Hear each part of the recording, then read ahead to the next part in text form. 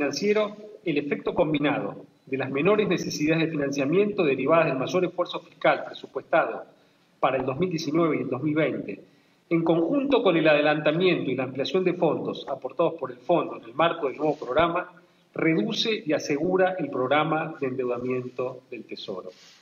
El monto total del acuerdo stand-by se incrementa de 50.000 a 57.100 millones de dólares, a la vez que se aumentan significativamente en 19.000 millones de dólares los desembolsos previstos para lo que resta del 2018 y para el 2019. Para lo que resta del año 2018, los desembolsos previstos se elevan de 6.000 millones a 13.400 millones de dólares, mientras que para el año 2019 pasan de 11.400 millones a 22.800 millones de dólares. Cabe consignar, además, que dichos fondos ya no tienen carácter precautorio como establecía el acuerdo original, sino que podrán ser plenamente utilizados como soporte presupuestario. En el terreno de la política monetaria y cambiaria, en las últimas semanas hemos enfrentado jornadas de mucha volatilidad que se han traducido en una importante depreciación del peso y en un recrudecimiento de la inflación.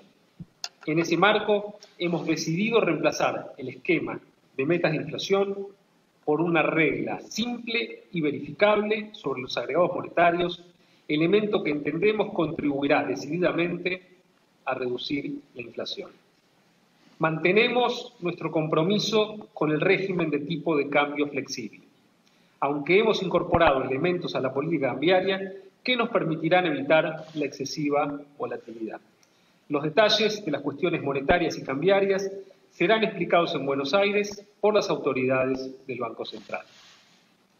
Entendemos que el apoyo de la comunidad internacional, materializado en este nuevo acuerdo con el Fondo Monetario Internacional, permitirá a nuestro país dejar atrás el camino de turbulencias al que hemos estado expuestos en los últimos meses, devolviéndole a la economía argentina las condiciones estructurales que le permitirán un crecimiento estable, con estabilidad de precios, creación de empleo y reducción definitiva de la pobreza.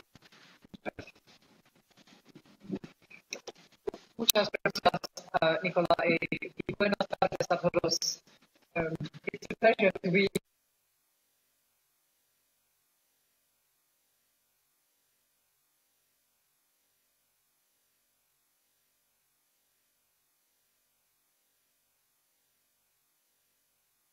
a set of revised and strengthened policies that will underpin the current standby arrangement. Subject to the IMF's Executive Board approval, the revised arrangement front-loads the IMF funding, increasing available resources by $19 billion through the end of 2019. $19 billion by the end of 2019, and brings the total amount available to $57.4 billion through 2021. The resources available in the program would no longer be treated as precautionary, as was the case initially, and the authorities intend to use the IMF financing for budget support. Argentina's strengthened economic plan is aimed at bolstering confidence and stabilizing the economy. At the core of the new plan is a fiscal policy aimed at strengthening its fiscal position and having a sustainable, appropriately funded budget. A strong monetary policy focused on reducing inflation and a floating exchange rate policy without intervention. A central objective of Argentina's plan and a key priority for the IMF remains protecting the most vulnerable people in Argentina during this economic transition. In this context, I am pleased to see a firm commitment to the expansion of social protections under the authorities' strengthened policy plan. The fund remains fully committed to helping Argentina tackle the challenges that it faces. It is the largest ever program that the IMF is putting together. I support Argentina's revised reform plan and believe it will be instrumental in restoring market confidence in the government's ambitious economic reform plans and to protecting the most vulnerable from the burden of the needed policy realignment. I will seek the approval of this strengthened proposal with the IMF's executive board as soon as is possible. A great deal of work remains to be done if Argentina is to respond effectively to the current challenging circumstances, and I think we all know that.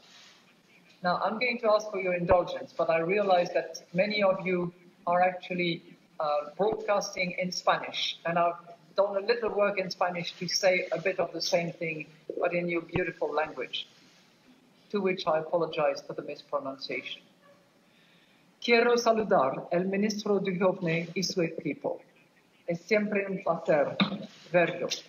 Me complace poder anunciar que el staff del FMI y las autoridades argentinas han llegado a un acuerdo sobre el fortalecimiento de las políticas que respaldarán el acuerdo stand-by actual. El fondo mantiene su compromiso de ayudar a la Argentina a afrontar sus desafíos. Respaldo al plan económico fortalecido presentado por las autoridades y creo que su implementación será fundamental para restablecer la confianza en los ambiciosos planes de reforma económica del gobierno y para proteger a los más vulnerables. Enviaré este plan revisado al directorio ejecutivo del FMI para su consideración tan pronto como sea posible. Muchas gracias. Muchas gracias, Cristín. Por cuestiones de agenda, la directora gerente del fondo va a responder 2 preguntas, ya que luego tiene que retirarse. Yo me quedo con ustedes respondiendo luego preguntas. Así que las primeras preguntas para la directora gerente. Madame Lagarde, Paula Lugones. Where are you? Yeah. Paula Lugones, Clarín Newspaper, Argentina. Could you tell me what kind of margin the central bank would have to intervene in the exchange rate? It would be a free... Well, you know, as I said, the BCRA has decided to adopt a floating exchange rate regime without intervention. A floating exchange rate regime without intervention.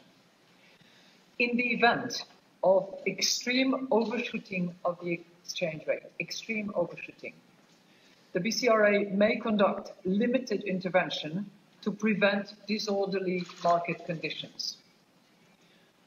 Clearly, the governor of the BCRA will be able to give more details because that's his domain, and he has to clearly explain in more details to you what the general principles will be. But that's what it boils down to.